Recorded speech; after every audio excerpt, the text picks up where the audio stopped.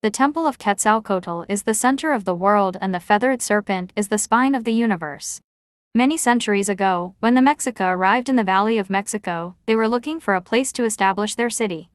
Following the prophecy of their god Huitzilopochtli, they found an island in the middle of a lake, where they saw an eagle perched on a cactus, devouring a snake. There they founded Tenochtitlan, the great city of the Mexica. But Tenochtitlan was not alone on the lake. To the northeast stood another city, older and more mysterious, Teotihuacan, the city of the gods. The Mexica admired and feared Teotihuacan, as they believed that the suns and moons were born there, and that its pyramids kept the power of the gods. Among the wonders of Teotihuacan, there was one that especially attracted the attention of the Mexica, the Temple of Quetzalcoatl, the god of the feathered serpent. The temple was a large pyramid decorated with sculptures of feathered serpents and chimeras, which represented the duality between heaven and earth, water and fire, life and death. The Mexica believed that the Temple of Quetzalcoatl was the center of the world, and that the feathered serpent that adorned it was the spine of the universe, connecting all levels of existence. They also thought that the feathered serpent was the protector of Tenochtitlan, and that its spine extended from Teotihuacan to the island of the Mexica, forming an invisible line that gave them strength and vitality. Thus, the Mexica built their city following the orientation of the feathered serpent, and worshipped it in the Templo Mayor, where they raised an image of Quetzalcoatl next to that of Huitzilopochtli. They also laid out a causeway that linked Tenochtitlan with Teotihuacan to facilitate trade and pilgrimage. Thanks to the blessing of the feathered serpent, Tenochtitlan prospered and became the capital of a great empire, which dominated many peoples of Mesoamerica.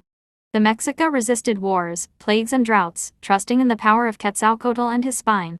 But everything changed when the Spanish arrived. Led by Hernán Cortés, the Spanish brought with them firearms, horses and unknown diseases, which decimated the Mexica.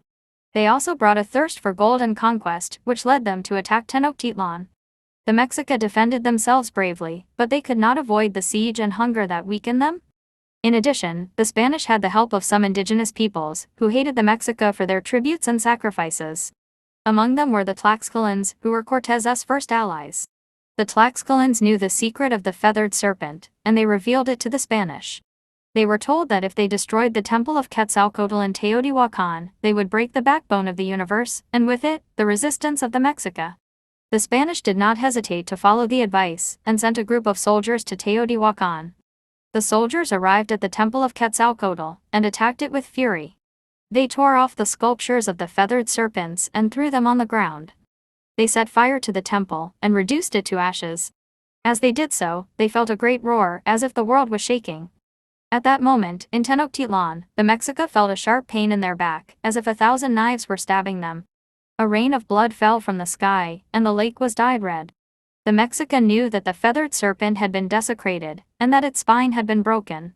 Without the protection of Quetzalcoatl, the Mexica lost hope, and the will to fight. The Spanish took advantage of the opportunity and launched the final assault on the city. After a fierce battle, they took the Templo Mayor and captured the last Tlatoani, Cuauhtémoc. This is how Tenochtitlan, the great city of the Mexica, fell on August 13, 1521. The Spanish destroyed the city, and built the new capital of New Spain on its ruins, Mexico City.